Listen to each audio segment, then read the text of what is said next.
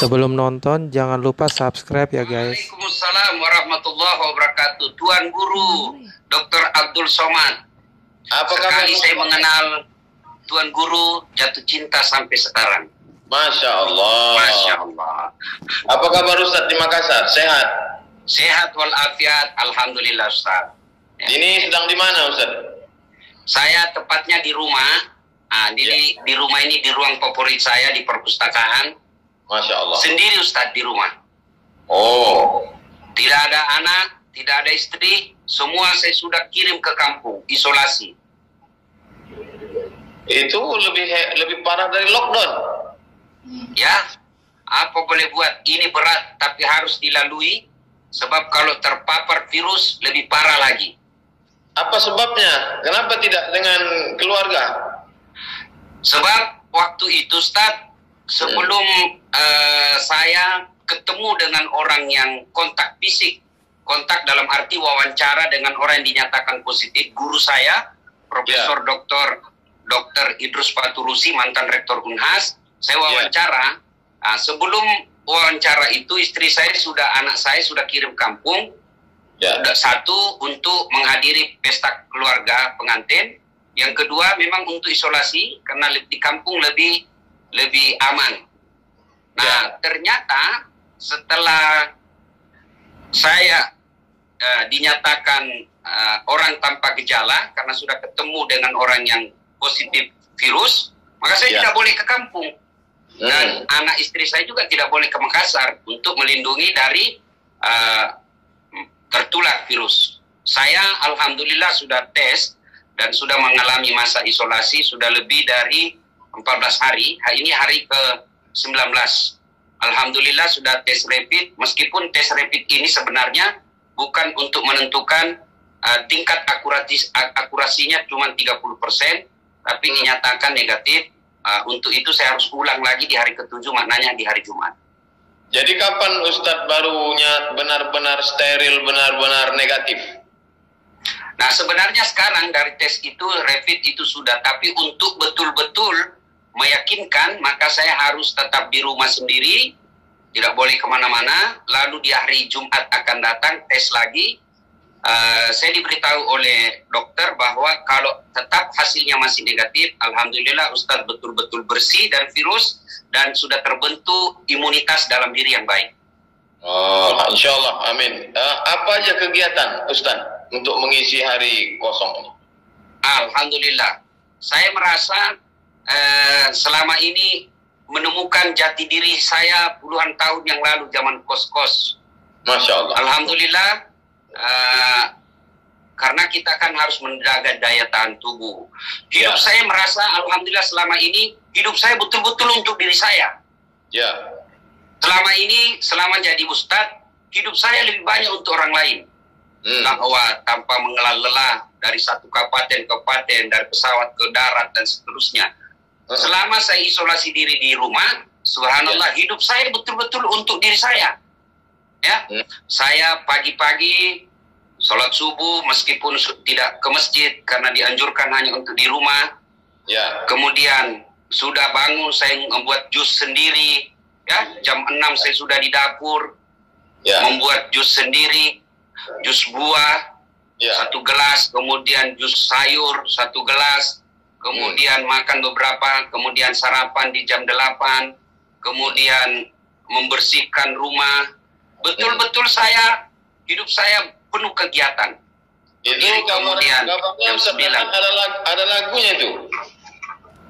Oh iya, ya lagunya Umar Rahmat. Kayak mana lagunya? Inilah saya ingat lagi lagunya Umar Rahmat dulu. Apa susahnya jadi bujangan kemana-mana, ada orang yang melarang. Itu lagu Kus-Plus Ustaz Hasan. Kus-Plus. Oh, ini pengaruh saya sudah lama isolasi diri sendiri. Saya jadi beleng-beleng. Bahkan Ustaz, sendiri di rumah. Masya Allah. Tadi pagi itu kursi, bantal kursi sofa saya kira mamanya Ece. Saya bilang, wah saya harus diperiksa di psikiater. Jadi tapi alhamdulillah, Saya merasa Ustadz, selama ini saya baca bukunya Ustadz, yang Ustadz hadiahkan ke saya, kemudian ceramah-ceramah Ustadz, saya nonton, ceramah-ceramah para guru, saya nonton.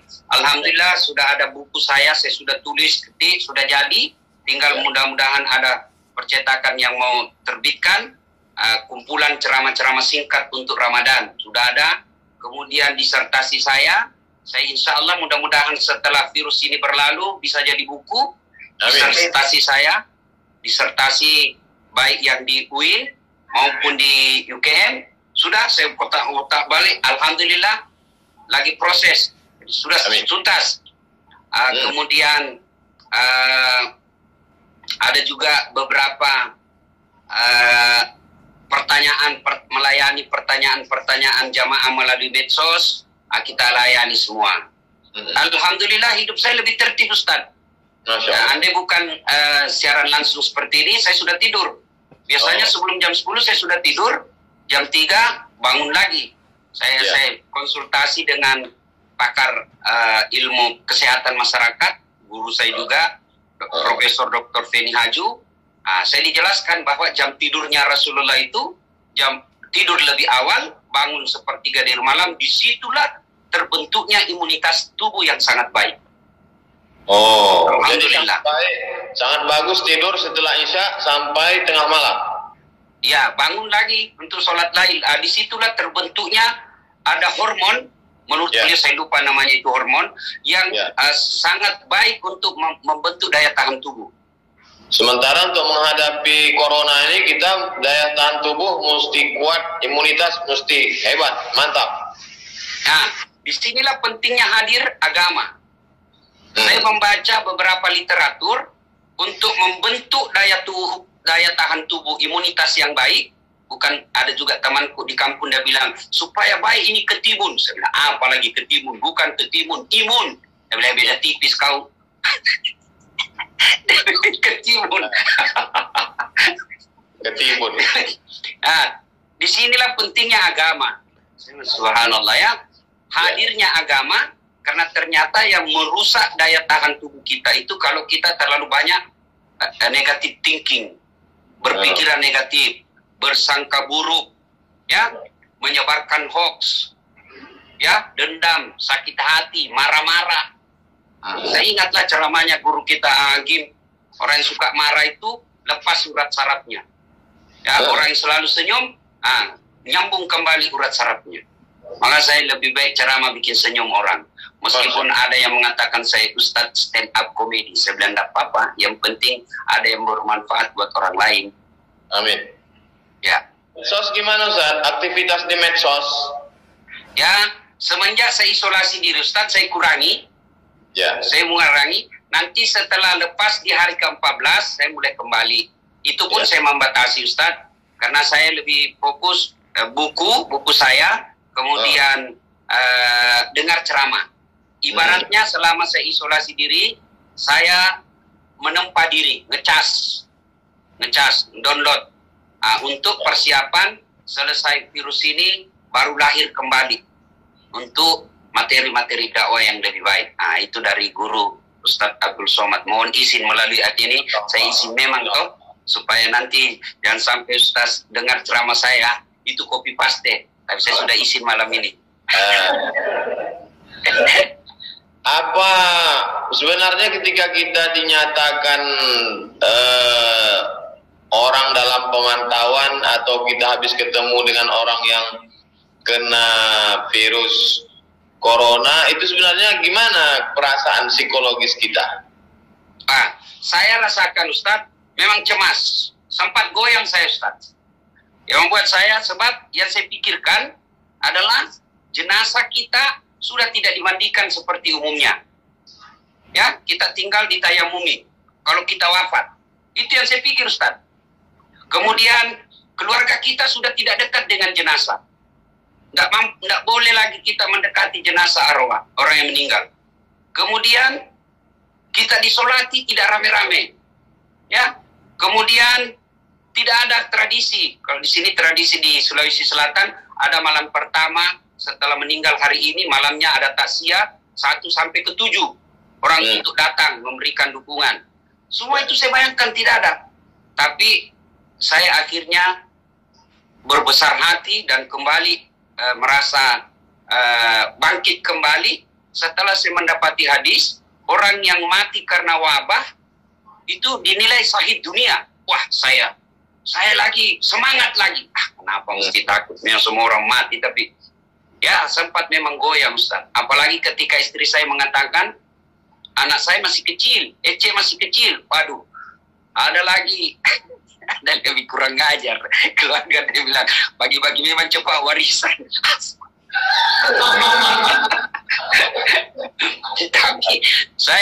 tapi yang membuat saya semangat, Ustaz, gini. Saya pikir kalau saya terpapar, pasti di hari 1 sampai ke 7 sudah ada gejala. Minimal saya demam, atau batuk, atau tenggorokan saya. Tapi semua gejala-gejala yang disampaikan itu tidak ada. Jadi saya confidence, ya, alhamdulillah. Tapi tetap berdoa, ya, tetap berusaha membangkitkan daya tahan tubuh. Yang saya lakukan itu ya makan sesuai yang dulu diajarkan masuk kita SD, 4 sehat 5 sempurna. Nah, bahkan ini saya ketawa-ketawa sendiri di rumah. Waktu kita dulu kecil di kampung kan dibilang tahun 2020 nanti kita akan melihat mobil terbang. Ya, kita akan melihat lagi bukan lagi kendaraan di aspal, tapi kendaraan di atas udara lagi, mobil terbang. Tapi ternyata di 2020 ini baru kita diajari bagaimana cara mencuci tangan yang benar. Apa aja yang memotivasi, yang membangkitkan semangat kita, andai kita pada posisi orang yang terkontaminasi, terkena virus ini, apa yang kira-kira membuat kita punya semangat hidup, Ustaz? Yang pertama, kalau saya hindari medsos. Karena banyak postingan-postingan di medsos itu yang mengeri. Ya, baru saja meninggal, disisirkan lainnya. Jadi pikiran kita lebih banyak yang negatif, ngeri-ngerinya. Jadi jalan pertama, tutup medsos. Kalau mau dapat informasi, cari informasi yang kompeten. Karena sekarang saya melihat kita perlu belajar dari, mohon maaf Tuan Guru, binatang. Ini binatang ini tidak pernah mengambil alih tugasnya orang lain, binatang yang lain. Sampai sekarang ini, kambing tidak pernah menggonggong. Dia profesional. Sampai sekarang ini, kucing tidak pernah mengembek. Tidak pernah ngambil materinya orang. Sekarang ini kita lihat di medsos, dia bukan ulama, bicara tentang fikih. Seolah-olah dia paling hebat dari orang yang belajar dari Mesir, dari Madinah. Padahal dia belajar di medsos baru 2 hari. Ya? Dia tidak pernah sekolah kesehatan, tapi seolah-olah dia kuasai ini, virus ini. Supaya menghindari semua informasi yang bias ini, maka cara saya lakukan, tutup medsos. Kalau ada keterangan yang saya perlukan, telepon langsung ahlinya. Yang berikutnya, ya, gizi. gizi. Ya, gizi. Tapi gizi yang dimaksud. Masalah gizi ini orang kan susah mendapatkan makanan karena dia sedang diisolasi. Tapi Ustaz Dasan kan pandai masak ya, ini enaknya ya. Oh, saya pandai masak, Ustaz. Pandai masak. Ada sambal saya, Ustaz. Saya yakin Pak Ustadz, Tuan Guru nanti kalau datang dan kita ketemu saya bikin, sekali merasakannya pasti bertanya apa resepnya ini. Masya Allah. Orang Sulawesi bilang nasu talu-talu. Oh. Makanya biasa istri saya itu melapor sama mama saya di kampung. Ya. Dia bilang itu Ustadz tidak pernah saja dia mau diurus. Makan pun masakannya aja yang dia rasa enak. Karena saya kalau di rumah Ustaz masak sendiri memang. Masya Allah. Jadi istri kadangkala merasa, kenapa tidak masak masakan saya? Karena selera saya yang tahu. Meskipun makan pagi-pagi, ya memang saya alhamdulillah karena dulu 11 tahun saya ngekos di Jalan Harimau. Masak sendiri. Itulah. Ustadz juga ada lagunya, tapi lagunya Aisyah. Saya menikmati Ustaz menyanyi, saya menikmati. Kalau saya Ustaz spesialis Rhoma Irama. Masya Allah. Spesialis Rhoma Irama. Apa lagu Bang Roma yang cocok untuk musim corona ini? Ya, lagu Begadang Jangan Begadang. Oh, Karena salah satu penyebab turunnya imun. stamina, daya tahan tubuh begadang. Iya. Makanya Ome Rama dari dulu sudah ditemukan oleh Ome Rama ini. Begadang jangan begadang, kalau tiada artinya. Begadang boleh saja, kalau ada perlunya. Ada lagi di situ. Kalau terlalu banyak begadang, mata pucat karena darah berkurang. Bila sering kena angin malam, segala penyakit akan mudah datang. Coba, bila sering kena angin malam, segala penyakit akan mudah datang. Darilah itu, sayangi badan, jangan begadang setiap malam. Itu Ome Rama sudah temukan puluhan tahun yang lalu. Lagunya Ome Rama. Kalau lagu anak-anak sekarang kan lagunya kajili-jili, beleng-beleng. Pulang-pulangku berbadan dua. Hancur. Ya Ustaz. Sekarang, ya. Ini kan jadwal Ustadz banyak sekali yang dari tanggal 15 sekarang sudah tanggal 6. Berarti sudah 21 hari. Jadi gimana jadwal-jadwal yang banyak ini? Semua saya cancel Ustadz. Setelah kita konsultasi dengan Tuan Guru Ustadz Abdul Somad, saya saja itu semua saya hubungi. Saya hubungi untuk membatalkan, tentu dengan dalil-dalil ya. Copy paste dalilnya Pak Ustadz. Yeah. Nah, dalam arti bukan dibatalkan, tapi ditangguhkan untuk kesepakatan panitia kapan yang akan dilanjutkan. Oh.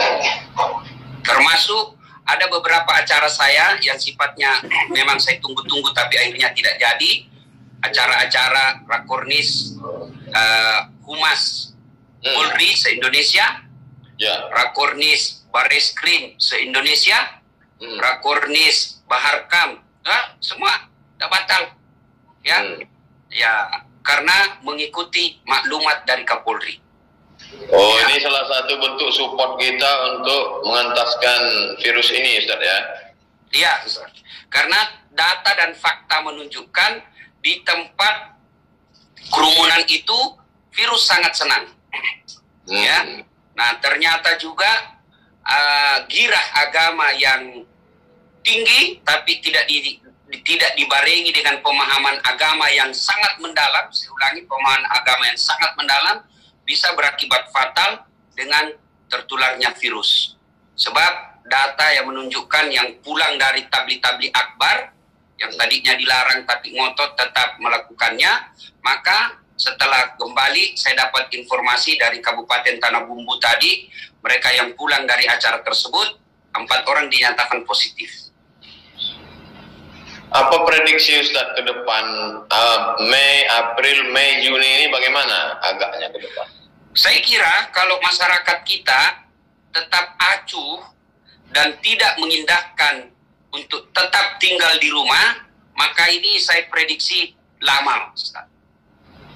Menurut saya pun, asumsi saya bukan orang medis, tapi saya asumsi saya melihat pengalaman virus-virus yang lalu, corona ini tidak mungkin hilang di permukaan bumi. Tidak mungkin. Ya, yang ada adalah Allah memberikan pertolongannya kepada kita, sehingga tubuh kita meresponnya dengan kekebalan tubuh. Seperti virus lepra sampai sekarang masih ada. Kolera masih ada, influenza sampai sekarang masih ada. Tapi alhamdulillah dengan perkembangan ilmu pengetahuan dan adaptasi tubuh dengan alam, sehingga tubuh kita ini imun terhadap virus-virus itu.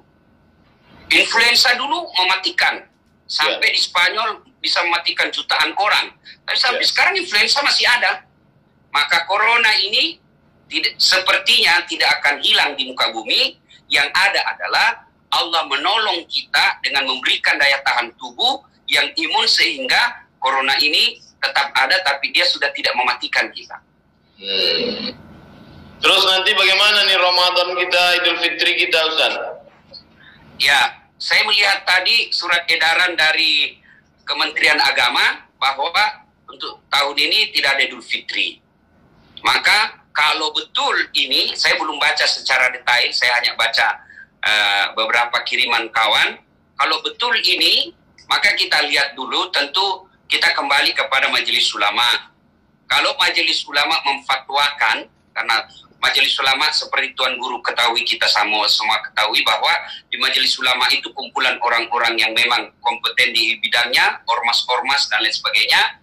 Kalau mereka Majelis Ulama memutuskan untuk ditiadakan, ya kita ikut. Ya. Apalagi kalau memang fakta dan datanya menunjukkan bahwa memang belum bisa diatasi, maka kita mengikutinya. Apa saja yang membuat imun kita ini kuat, pertahanan tubuh kita ini kuat sehingga bisa kebal dari corona ini? Saya kira Allah menyediakan semua itu dengan sangat murah.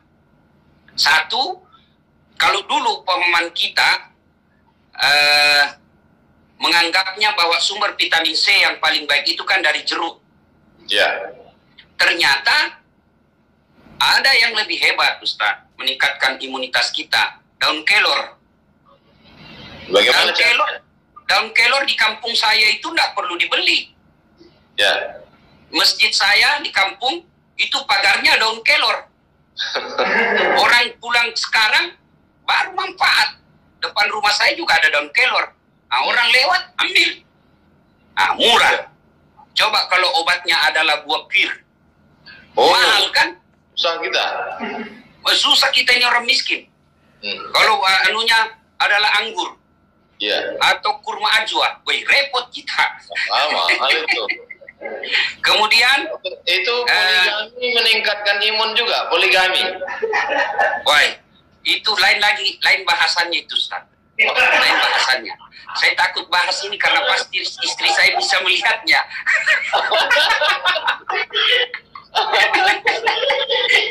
Mati Belanda. Jadi ada lagi, Ustaz, murah. Iya. Itu jagung dan ubi.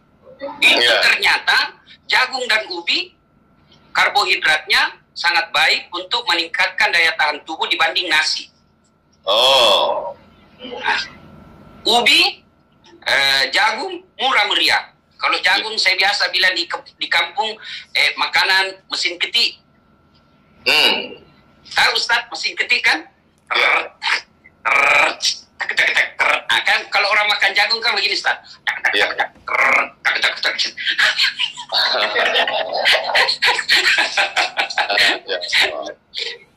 Kemudian madu, Ustaz. Saya lakukan selama ini, pagi sebelum segalanya masuk, air jahe hangat saya minum.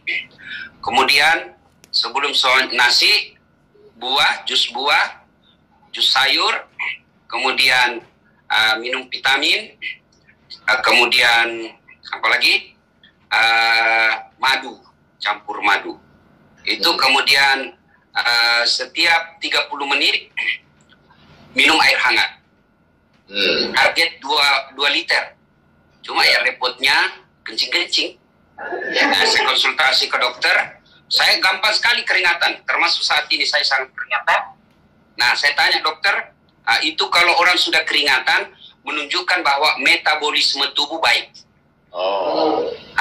Dan ternyata juga menurut para pakar, virus ini senang di tempat-tempat lembab.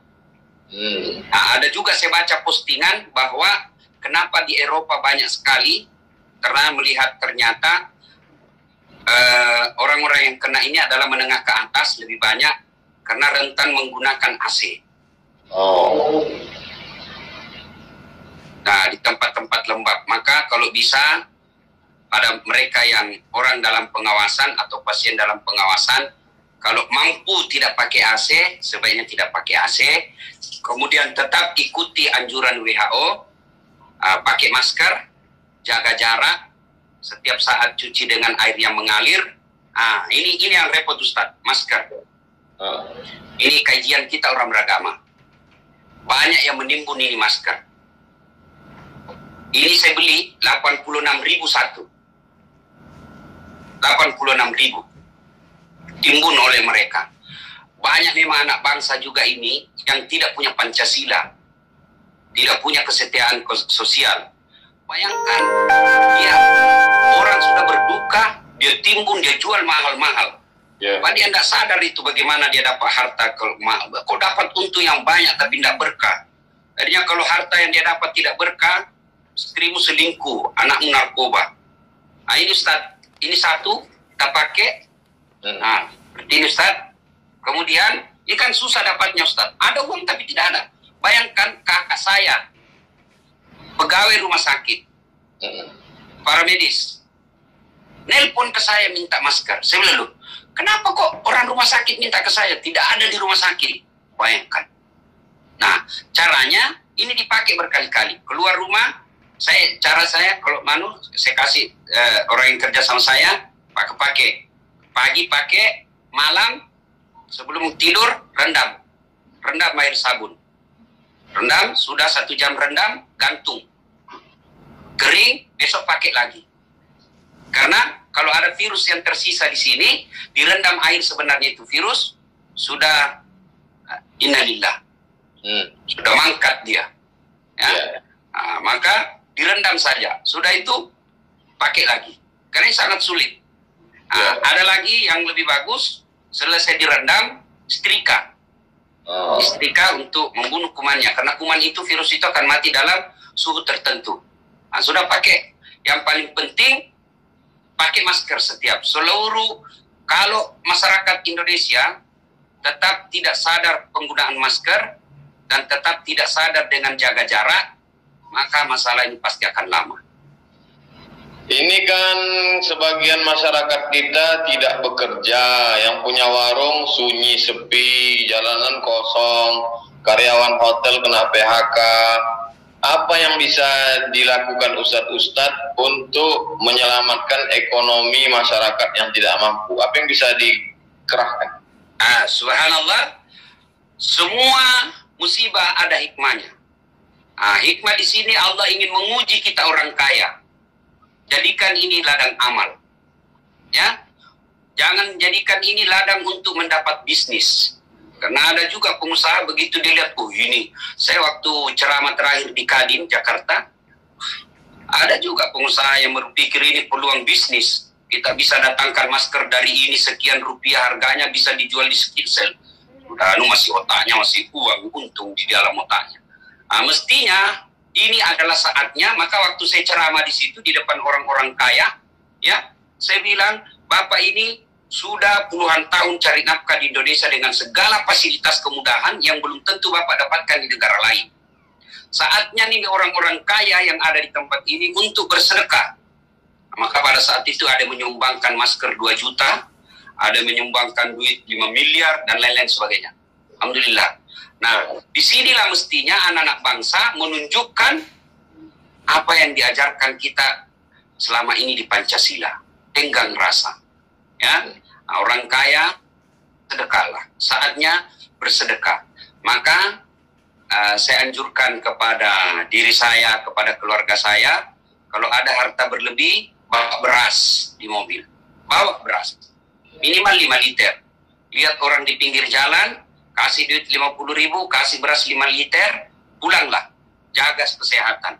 Itu yang paling tidak itu yang bisa kita lakukan. Bermula dari diri sendiri. Kemudian kita para mubalik menyampaikan khutbah-khutbah atau ceramah-ceramah online, keutamaan sedekah, termasuk tadi ada beberapa orang kenalan saya diberi rezeki berlebih oleh Allah, konsultasi. Ustaz, bolehkah zakat saya ini, zakat harta saya ini, saya berikan kepada orang-orang yang dinyatakan dalam pengawasan dan tidak bisa cari. Saya bilang itu tepat guna, tepat sasaran. Boleh. Ya. Apa harapan di sini Ustaz ke masyarakat Indonesia? Iya. Sekarang saya balik bertanya Ustaz. Waktu sudah habis. Oh, sudah habis. Waduh, maaf Belanda. Terima kasih semua jamaah warganet dimanapun Anda berada. Mohon maaf jika ada khilaf dan salah. Sengaja kita lakukan dengan style seperti ini karena memang bincang santai. Supaya pikiran kita tentang corona tidak membebani psikis kita, sehingga daya tahan tubuh bisa lebih baik. Amin. Terima kasih Tuan Guruku, Profesor Dr. Di akhir majelis doa dari Ustadz Das'ad Latif untuk bangsa. Kenapa Ustaz? Doa dari Ustadz Das'ad untuk kita semua, untuk jamaah. Saya kira Tuan Guru lebih afdal doanya. Ya. A'udzubillahi minasyaitonirrajim. Bismillahirrahmanirrahim. Alhamdulillahirabbil alamin. Arrahmanirrahim. Maliki yaumiddin. Iyyaka na'budu wa iyyaka nasta'in. Shiratal mustaqim. Shiratal ladzina an'amta 'alaihim ghairil maghdubi 'alaihim waladdallin. Amin. Allahumma shalli ala sayidina Muhammad wa ala ali sayidina Muhammad. Allahumma syrah sudurana, lapangkan hati kami ya Allah. Allahumma nawwir qulubana, terangi hati kami binuril iman, dengan cahaya iman. Kama nawartal arda binuri syamsika wa qamarika abadan abada. Sebagaimana kau terangi siang dengan matahari, malam dengan rembulanmu selamanya ya Allah. Allahumma inna, tolong kami. Allahumma anta maulana, engkau saja yang dapat menolong kami. Hasbunallah wa ni'mal wakil, ni'mal maula wa ni'man nasir. Engkau dah sebaik-baik penolong ya Allah.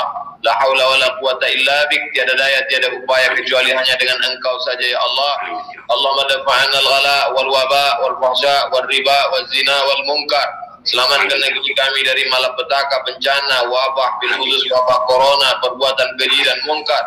Allahumma wafiq ulata umurina, pemimpin-pemimpin kami, condongkan hati mereka agar mengambil keputusan yang terbaik untuk menolong kami ya Allah. Amin. Allahumma ansurna 'alal qaumil fasiqin. Tolong kami menghadapi orang-orang yang fasik. Wansurna 'alal qaumil kafirin. Bantu kami menghadapi orang kafir. Wansurna 'alal qaumil zalimin. Tolong kami menghadapi orang yang zalim ya Allah. Allahumma mla qulubana bi faidil imani bik. Penuhi hati kami dengan limpahan iman dan keyakinan yang kuat ya Allah. Allahumma qasim lana min khasyatika ma tahulu bainana wa baina ma'asik. Tanamkan rasa takut dalam hati kami, dengan rasa takut itu menjadi dinding antara kami dan perbuatan maksiat. Wa min ta'atika ma tuballighuna bihi jannatak. Tanamkan rasa taat dalam hati kami, dengan ketaatan itu kami mendekat dengan amal-amal yang membuat kami dekat ke surgamu ya Allah. Wa minal yaqini ma yuhawwinu bihi alaina masaibat dunya. Tanamkan keyakinan dalam hati kami, dengan keyakinan itu terasa ringan segala musibah yang terjadi di dunia ini ya Allah. Allahumma ja'alil hayata ziyadatan lana fi kulli khair. Kalau kau takdirkan kami masih hidup, hidupkan kami supaya kami dapat beramal saleh. Wa ja'alil mauta rahatan lana min kulli syarr. Kalau kau takdirkan kami mesti mati, matikanlah kami ya Allah. Dengan kematian itu kami berhenti dari perbuatan maksiat. Rabbana fir lana dzunubana, ampunkan dosa kami. Wali abaina, kedua orang tua kami. Wali masyayikhina, guru-guru kami. Bil khusus Fadilatul Doktor Das'ad Latif, guru kami Ustaz Das'ad Latif. Allah masahih jasadahu, sehatkan badannya. Wa qawil umrahu, panjangkan umurnya. Wa qawil iminahu, kuatkan imannya. Wa fil kulli ma tuhibbuhu wa tardah, tanamkan taufik hidayahmu agar dia dapat beramal dengan amal yang kau cintai ya Allah. Allahumma jama'na ma'al habibil mustafa fi jannatikal ula. Satukan kami dalam surga Jannatul Firdaus bersama Sayyidina wa Maulana Muhammad sallallahu alaihi wasallam. Rabbana atina fid dunya hasanah wa fil akhirati hasanah wa qina adzabannar. Wa sallallahu ala Sayyidina wa Maulana wa syafi'ina wa dzukhrina Muhammad wa ala alihi wa sahbihi wa alhamdulillahi rabbil alamin. Terima kasih kepada Ustaz Das'ad Latif. Mudah-mudahan negeri kita, kaum muslimin seluruh dunia dilepaskan dari wabah bencana ini dan kita kembali hidup normal, kita bisa menyambung silaturahim lagi insyaallah. Amin. Terima kasih Tuan Guru. Terima kasih. Ya. Salam dari Sulawesi Selatan untuk warga di Sumatera. Insyaallah. Assalamualaikum warahmatullahi wabarakatuh. Waalaikumsalam warahmatullahi wabarakatuh.